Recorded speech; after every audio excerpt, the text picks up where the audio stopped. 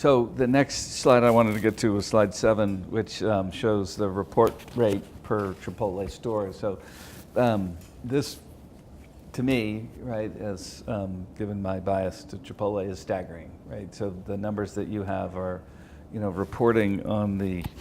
Well, why don't you explain to what you have in this slide? Yeah. So it was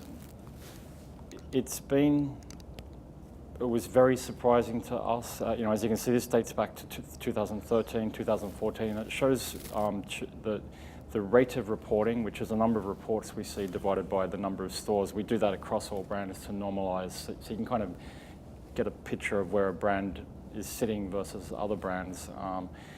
And they have been multiples, not 10% or 20% higher, but multiples higher than other brands, dating back to 2014 and 2012, 13, 14, and we were, we were small. We're still relatively small, but we were definitely less on people's radar at that time. So we hadn't even really promoted that because Chipotle was so well, such a darling at that time and had such a reputation for quality at that time. The notion that they were unsafe, I think no one would have believed us, honestly. So, but what we were looking at was a clear red flag to us that someone ought to take a look at that, just because it was such a huge outlier. Yeah.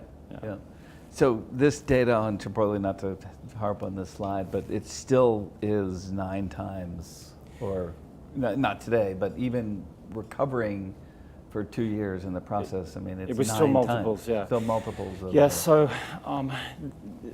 a point that I think is worth noting is that once they became known as a brand that associated with food poisoning and in the press for food poisoning, I think that there's there's likely some bias that's in the numbers where because some criticism I've heard is that your data